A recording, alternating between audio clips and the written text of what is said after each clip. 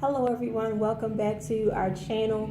We got the beautiful purple butterfly with us this week, Kionne, yay! She is one of our Lupus Warriors who was part of our Pop of Purple Lupus Awareness photo shoot. Was it 2-3 weeks now? Yeah. It's been a minute. And by the way, I'm Dyon, so welcome back. I'm so excited about this week because each week I get to sit down with our warriors and discuss their stories. I mean, if you haven't seen my story, you could go back to the first couple of videos, but sharing the experience with them and taking the walk through their journey has been so amazing because I thought initially I was by myself. And we all think we're by ourselves. So, can you only jump into it? How did you discover that you have lupus? Well, everything started in 2015. And I'm gonna start a little bit before I discovered I had lupus because it's like that's a part of the whole story for me because I was pregnant. First child, everything. So you're living in the bliss of like bringing my first child into the world. Can't wait to meet him or her because we didn't want to know the gender. Okay. So surprise. Yeah. So we were going through all that. So I'm just going through what any mother goes through, just like getting the room ready for the baby. Can't wait to meet the baby. Blah blah blah blah. Then fast forward to June 8th. I'll never forget this day, of course. June 8th, 2015 is when my water broke. Which is, if y'all looking at your calendars, that time, that day is approaching again. As a matter of fact, by the time this airs, it will be June 8th. Right. So, going through the whole rigmarole, gave birth to my son. That's when I discovered I had a boy.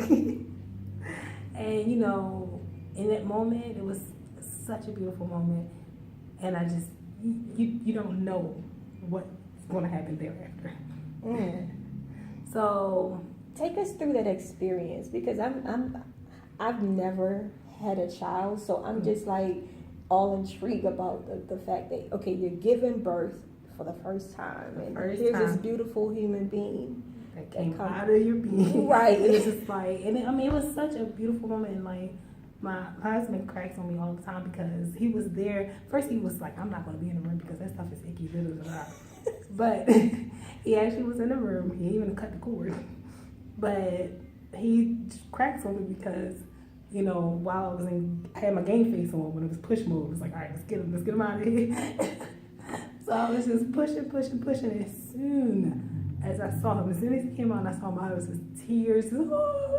Like I went from this hardcore, I got this. Say it with your chest. And then he come out and I'm just like, oh my God.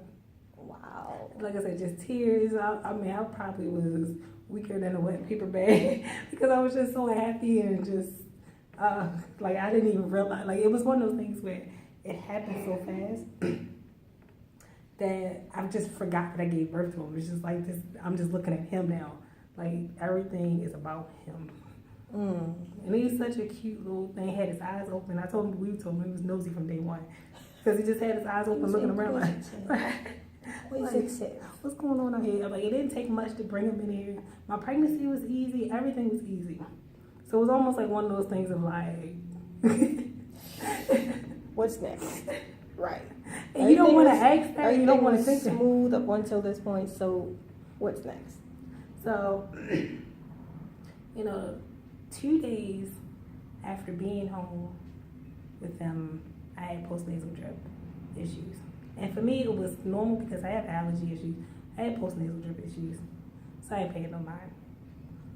I'm still dealing with those same postnasal drip issues from 2 years ago. I had that too, forever. So it's just an ongoing drip and everybody's like, oh, you sick? Are you okay? I'm like, you don't even want to know. Because it's so much more than what you think. But anyway, so that was like the first thing that was just like, you don't pay any attention to it until other things happen. You look back like, that was kind of interesting. So that was the first thing. Then 5 weeks later, 5 little weeks later, I started having pains in my leg. And when you Google stuff, you just think you're about to die. So when I Googled it, it was like, oh, you can have a blood clot in your leg. It's common for women who have having birth, da da da da da. So I'm like, oh my God, let me get to the ER. right away. Wow. So they did like an ultrasound on my veins. And they said, your veins are perfectly fine. I don't know what this is about. Sent me on my merry way.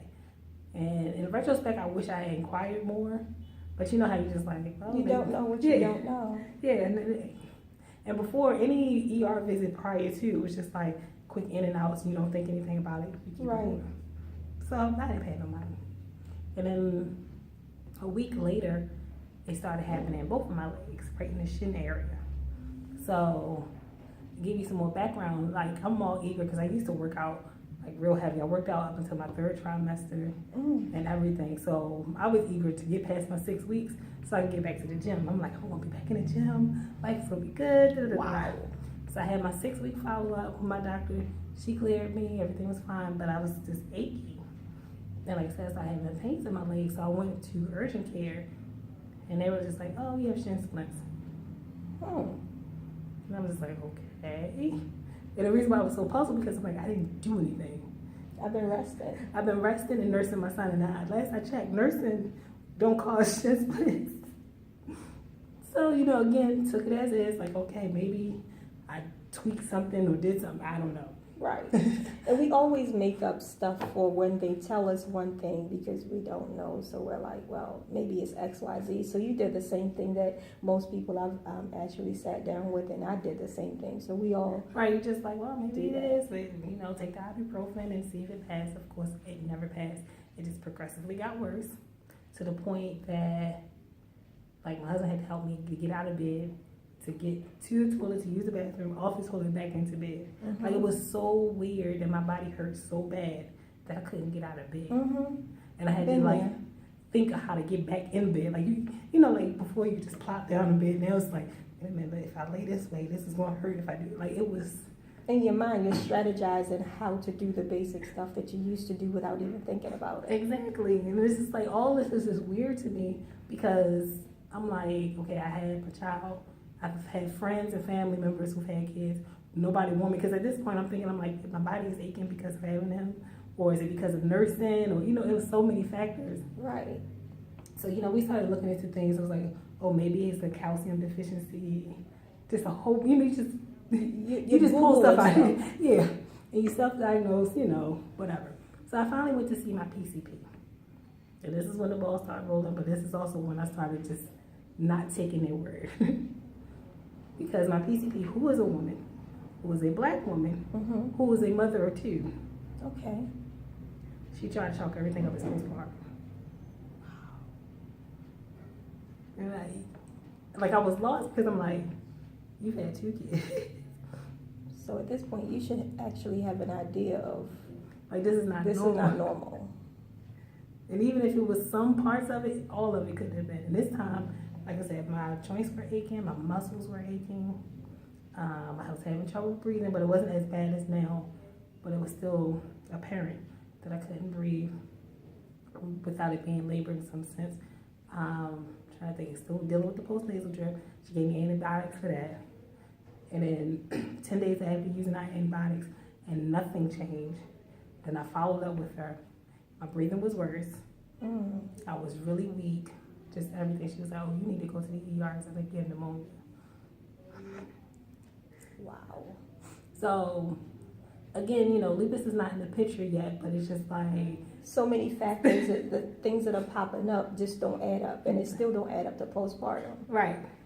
So I'm like, okay, well, here we go, pneumonia. And mind you, I'm off from work, because I took off from work for 3 months, initially just to be with my son. So I ended up taking off an extra month dealing with health issues.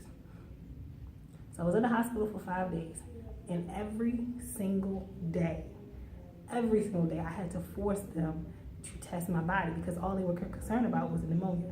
So they pumped in with antibiotics, and I'm like, I'm still having trouble getting in and out of this hospital bed. And you're hooked up to stuff. So you gotta call them every 5 seconds. Right. I did that. To go to the restroom and this, that, and the other. And I'm just like, I'm having pain in my joints. Like, I can't move. My muscles hurt. Please look into this and tell me what's going on.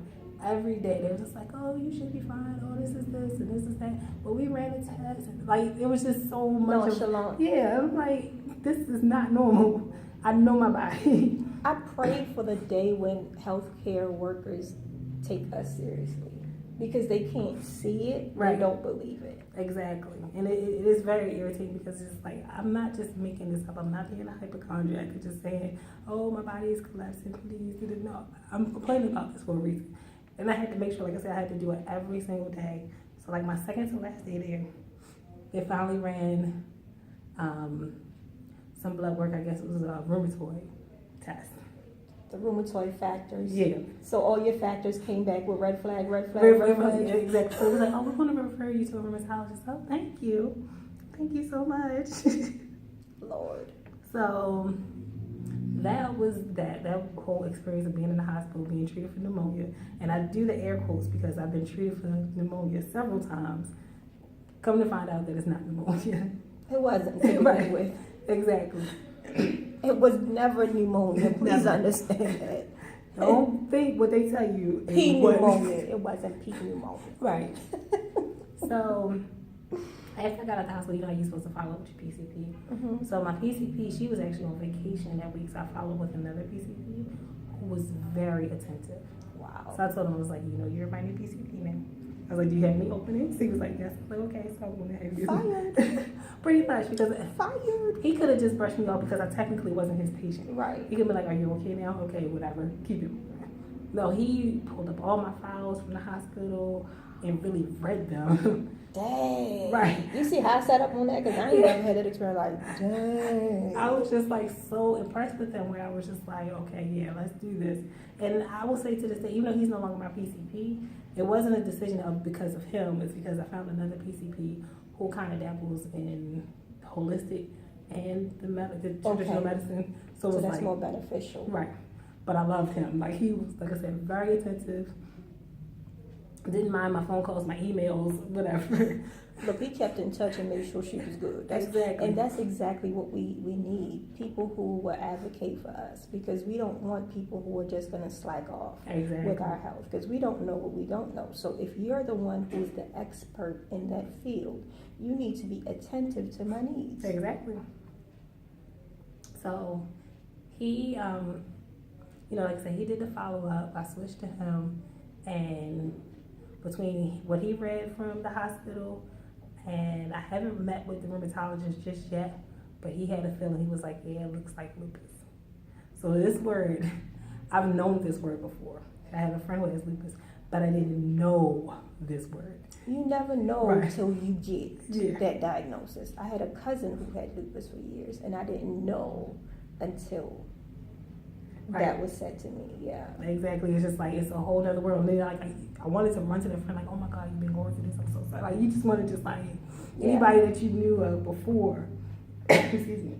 Just want to give them a big old hug. Like I had no idea. Compassion goes a whole nother level. Yeah. Oh, yeah. A whole nother level. So the word is being thrown out at this point. It's not an official diagnosis, but everybody is just like, looks like lupus. Mm-hmm. And I'm like, what is lupus? At this point, and that's one of the things that, you know, we hear it, but we feel it. We don't know the extent of it. Mm-hmm. And I'm glad that you're saying all that you're saying, because people going through the steps, at least they're seeing from the beginning what your journey looks like. And now that you hear the word, what's the next step? That when you got to the rheumatologist, what was their, I don't want to say what their response to it was. Basically, how did they present that to you? Because everybody's experience of going to the rheumatologist seemed to be different. Like mine was just like business as usual. Some people, they had the warm, welcoming feeling. What was yours like? It was in between. Right. It's like, how can it be in between? But it was in between because, like, they had the, I don't even know the words for it, but like, they had the setup for the compassion portion, but it was still business as usual. Okay. Because the rheumatologist I see, he's apparently like a really well-known rheumatologist, so he's very busy. Okay. So he still has to get to who he has to get to in a timely manner. Gotcha. So, but I mean, when they first saw me, everybody was just like, "Oh my God!" And I'm like, "What is wrong with me?" So it is. I mean, I knew I was really weak because my first visit with him, my husband, my child was with me, And even more background about my child, because up until this point, like I said, well, not at this point, but prior to, I was breastfeeding. And then, after being in the hospital, I had to nick it because of all the stuff they was pumping me with. And then when I got to the rheumatologist, even though he didn't officially diagnose me, he instantly threw me on prednisone. Yeah. So I had to stop nursing, and it hurt my heart because I'm like, my son is 3 months old at this point, and I can't nurse him anymore. My rheumatologist did the same thing. So before I even got the diagnosis, prednisone was, and it knocked the edge off. I felt like a junkie. I was like, give me more, give me more. Yeah, the prednisone was definitely interesting. I mean, he tried to edge me into it. Mm-hmm. So he started me off with 10 milligrams. I did too. And the first day it was like, oh, wait a minute, I almost feel human. But then the next day it was just like, wait a minute, what happened? Where did it go? So he bumped me up to 20, and 20 was like, it felt good. It felt good. But it's just like throughout the years or the months, my body just kept adjusting to it, and it was just, that was a whole nother journey. Yeah. But they had to test me 3 times. Wow. Before they could officially say that I had lupus. It was like, your inflammation is just so high, the markers are just so high, so high. So he had to, that's why he did the prednisone, to try to help bring it down. Yeah. So he can get a better reading. Yeah. So I was officially diagnosed at this time, October 21st, 2015. Get out. So it's so many people with an October diagnosis, because I was October 18, wow. 2013. Wow. And I think Tamika was in October of, was it 2015 as well? It's crazy. That is crazy. Wow. October is the diagnosed month, which is Stay ironic. From October, y'all. Right. Just don't go to anybody in October. But so this is technically now 4 months after having my son that I'm officially diagnosed with lupus. And this was a struggle to me because going back to my first PCP, one of the things she said, because I started instantly had problems in my hands. Mm-hmm. My wrists were just, they're still real messed up, but they were really bad. So it's hard to pick up my son. And that's, like I said, at the time I was nursing. So, trying to nurse him while your hands hurting, this, that, and the other, trying to change him, all this stuff. So my old PCP, in addition to saying everything's postpartum, she said I had new mommy hands. What the hell is that? I'm sorry. I'm sorry. What? Apparently, like when you have a baby, you're working, I guess, some certain muscles in your hands that you haven't worked before. I don't know. It was crazy. It was really, really crazy. I ain't never heard that. And then when I look back in retrospect, especially with my hands still hurting, they're worse than what they were then. But it's just like, how can you just brush it off as that? New mommy hands. I think we all go through that hand stage because by me making jewelry, I thought maybe I was just doing too much with the pliers and, whatever else I was doing. I was bending too much with the wire. So I chilled out with wire jewelry for a while. And I thought maybe that was it. But then my wrist started swelling. And I was like, well, I haven't done anything. I'm a teacher, so maybe I'm writing too much on the board. So I started doing more worksheets, have them write as opposed to me write. I was like, that didn't help because my wrist's still swollen. My fingers are swollen, my joints. I couldn't even get my school ring on. So I was like, this is really weird. Like, I stopped wearing my ring for a while because I couldn't fit it. Yeah, it's the hands are... So new mommy hands? Bye, lady. Right. Okay. So, like, my hands, that's been the biggest... I mean, I've had several struggles.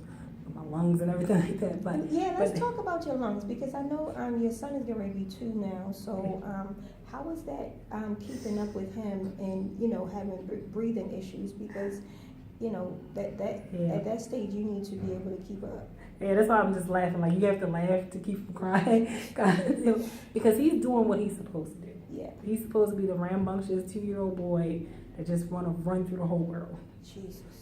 While mommy just want to sit down. Right. So it has definitely been a challenge. Small things like because he's at that age, so he throws his little tantrums where he just wants to throw his body to the floor. So something as small as trying to pick him up from the floor is taxing on me. Like I'm out of breath, like I just ran a marathon or something like that. Just picking him up. It doesn't help that he's 30 pounds either. So. He's healthy. He's healthy. She feeds him good. So between the breathing with the lung issues and then probably fatigue doesn't help either. So it's definitely, like I said, it's a challenge And it's one of those challenges where it's been hard for me to not accept it because it's here. Like, it's not going anywhere. It's hard to accept. That's what it is, because you're used to your normal, so now it's like creating a new normal. Right. And how do you create a new normal in a situation that it just hits you out of nowhere? And that's how I feel. I'm like, having a child is like a challenge within itself. Right. Like, that's a new journey that you have to embark on and change your life and all that. So to have two life-changing events happen at the same time, it's like you're still learning. You're learning both of them at the same time and learning how to work with both of them. Wow. And that's been like the hardest thing. And I will say it's been like one of the most emotional things. Like, for instance, yesterday, and I was torn about whether or not I want to share this, but just yesterday, I was getting the box out the car. I got my son out the car already. We were at the house. He was at my husband's car in the driveway. So I saw him. He was there, just playing with the car, like pulling on the door, trying to get in the car, whatever. And I had pulled this box out of the passenger seat, and sat it on the ground, and it got stuck between the door. The door got stuck on the box, so I tried to keep the box out the way to close the door. In that split second, like, it wasn't that much time, I saw a car coming down my street. And they slowed up, and that would grab my attention because the car slowed. I'm like, why are they slowing up? My son wasn't by the car no more. He was in front of my car about to go out in the street. I was so thankful to that. The driver was alert to see him about to come out in the street. But I was so shaken because this is like one of those things of reaction time, So your reaction time is not even as quick as what it used to be. And like, even the ability, and like, so I was just so thankful that the other driver saw him, because I'm like, every time I even try to think if they weren't. Right. I don't even want to take my mind there. Don't even put your mind there. I got chills when you said it. Yeah, so needless to say, I grabbed my son and I just like hovered over him. And I just stood there. My husband, he was just walking out dog, so he was coming down. He was like, what's wrong? And that's when the tears started flowing, because I was just like, something, that is large, but something so small as like your child running into the street. And not being able to be like just that quick with, so, and like, I appreciate my husband, because he's one of those type of people that's not going to kind of like sugarcoat things. He's not going to kind of feed into weakness. So he gives me that encouragement that I need, that I wouldn't necessarily get from anybody else, because everybody else is like, do what you need to do, it's okay, which is fine, because you need that too. Right. But you also need somebody to say, put some fire under your butt, like, you're stronger than this. Yeah. So he was just like, this should be your motivator to push you. So going back to accepting the challenge, it's like, this is challenging, but we can, we can make it. Right. And the blessing is that you have somebody there in your corner, which is what I was going to ask you, like, who are some of the people that are in your support system? Because everybody doesn't have a strong support system, and that's one of the things that helps people. Yeah. Because I see in a lot of the support groups and people posting on Facebook, they don't have a strong support system, and I see them venting, and it really breaks my heart to see people post some of the stuff that they post. And I want to reach out, but I'm like, I don't want it to drain me emotionally at the same time. No, I totally understand that. I was going to say the same thing. Like, I've seen these posts, and they break my heart, because like, I've seen where marriages are destroyed because of lupus. And I'm not gonna lie, like, I'm not gonna sugarcoat anything. This has been a challenge on my relationship. I can imagine so. A major challenge. So it's like child, lupus, and relationship, where you're just like, if this was any other time, I may not have made it through any of this. Yeah. So I'm truly thankful, and like, me and my husband, we have this really, really open relationship where we can talk about anything. That's good. So there are moments where he's just like, this is a lot. Like, I'm doing too much. And I, I have to respect that, not just be like, well, what you think I'm going through? Like, how people will get combative versus just really listening and understanding. So that's been like our foundation, to really just listen and understand and then try to resolve. Yeah. So that's been like, I guess, the one thing that really kept us stitched together, because when I say it's a challenge, you got to keep the lines of communication open, and that's one of the blessings that we have. with, within our relationships. And I say we because I never had that prior to lupus. So I think in retrospect, lupus has been a blessing because it made me stronger. I don't tolerate people's bullshit no more. Right. Oops, I didn't mean to say that. I don't tolerate people's stuff anymore. So because I've raised my standards, it allowed me to attract different types of people. And those types of people I know have my back. Right. So having that type of relationship where you can talk to people and they could come to you where you don't feel like, well, you don't know what I'm going through. They actually know. So having your husband in your corner is a blessing. And before we sign off, I also want to tackle one thing, like what type of medication are you currently on? Because I'm quite sure with, all the stuff that you got going on, they probably got you on some stuff. Yeah, to help too. It's been a roller coaster because I've already been labeled as like the hard patient to treat or the special patient because of the fact that they cannot get me under control, which is something you want to hear, right? But you're technically still a new patient, so give and take. Yeah. Still trial and error. So I'm on the Benlysta infusions. I've had 3 so far, and I'll have another. I'm going month to month now. Before it was every 2 weeks. Okay. So now once a month with that. I am on mycophenolate, which is the generic of Cellstep. I've heard of that one. Which is a very interesting medication to take because it's a medication I have to take on an empty stomach. And I am still on prednisone 2 years later, almost 2 years later. I'm still on prednisone, but he's trying to work on weaning me off of it. And prednisone you have to take with food or milk. So, balancing when to take these medications. And prednisone do add some pounds to you with all that food. Which is so funny because when I, first got to discover what prednisone was, and everybody's like, oh my God, it's going to make you gain weight. Mind you, prior to the pregnancy, but prior to the lupus, in 2011, I had devoted myself to a lifestyle change. I used to be 244 pounds, and I decided to eat right. I decided to eat right, work out and all that, and worked off 60 pounds and got in shape and all this stuff like that. So that's why I was still working out while I had my son and was eager to work out again after having my son. But I haven't worked out since. I've had a workout here and there. Okay. But not like I used to be.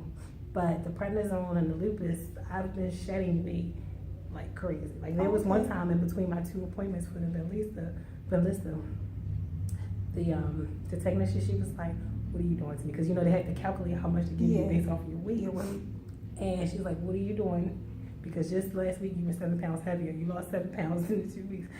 I'm like, I need to find out what you're doing too, because I go on a scale a week later. I'm like, where that 1 or 2 pound come from? I ain't doing nothing. I still work out. What's going on? Yeah. So different medication actually work for different people, and that's what I share from week to week with people. Don't let one person's regimen deter you from doing what you're supposed to do or encourage you. Do what your doctor tells you to do because it's different for everybody. Just like I tell people, lupus attacks people in different ways, so you can't judge people's progress and use that to judge your own. Just do you. Just do you. Know your body. And also one thing that we talked about before was, other underlying autoimmune diseases too, because having those other diseases can also delay the calmness of this thing called lupus, because that can also continue to trigger lupus. You can have those flare-ups continuously because of the other stuff that's going on in your body. So that's one of the, it's like you can't have one. For some reason, if you have one, you got another one, and another one, and another one. It keeps leading to another. I think you said before when we were talking, you also were diagnosed with Sjogren's. Was it Sjogren's? Raynaud's with the fingertips. Yeah. And it's been a very interesting journey with this because I get these little things, as you can see. Put your hand up to the camera so they can see it. Yeah. So see that? And I get them off and on my fingertips, and it makes my fingertips, they're already sensitive, but they make it extremely sensitive. Yeah. And it's I always tell people, you never know how much you hit a finger until it's in pain. Jesus. Girl. So just a little nudge or something, I'm like, or my son, love him dearly because he likes to kick and this, that, and the other. He likes to, it seems like he knows what fingers have on it because he likes to grab them and just squeeze them. And that could be pretty painful at any given moment. So are they giving you something to treat that? Are they like They're still trying to figure it out. And the reason why I said it because they gave me nitro paste, which is another name for it, but the old school name for it is nitro paste. Okay. And that's actually given to people with like chest problems because it helps open up your arteries. It's something you put on your skin. So they don't have nothing specific for no, like I've been to the dermatologist and my rheumatologist and my PCP, and they all look at it and they're like, what's that? They try to say that it was also what is it, parnesia or something like that, which is some kind of like yeast fungus or something like, well not fungus, but kind of yeast infection with the fingers. But everything they try for that hasn't cured it. The only thing I found that actually helps, it doesn't cure it per se, but it helps to escalate and bring it out, is peroxide. Oh, well, that's interesting. But of course, my rheumatologist is like, oh, you shouldn't use it because it's not good for your skin. I'm like, hey, if it's good for these right now. For right now, we can use it because that's what we need to make sure that it doesn't flare up. Right. Wow. This has been an interesting conversation, and I'm praying that somebody somewhere who's struggling with anything that Kionne has talked about feels comfortable in knowing that you're not by yourself. Yes. Any of the stuff that she talked about, even if you're not the one who's struggling with it, share it with somebody. You know, forward that link to somebody who's going through and help them to see that they too can make it. She has a very bubbly personality. I mean, she's very sweet, and she's raising a child. So if that helps any, she's still doing it. So don't get discouraged. Regardless of what you're going through, stay the course. Make sure that you surround yourself with people who care about you, who love you, people who are going to stick by you and help you through the journey. If they're the ones that are getting on your nerves and impeding your progress, then you got to get rid of them. Yes. Because lupus is not the kind of disease that you can allow people to bring you down and disturb your peace. So if anything, just remember to love on you. Love on you radically. Make sure that you do it unapologetically and take care of you. Until next time, keep coming back every Thursday. Make sure you subscribe so you can get all our videos. You never know who we're going to sit down with. Maybe you next time. Take care.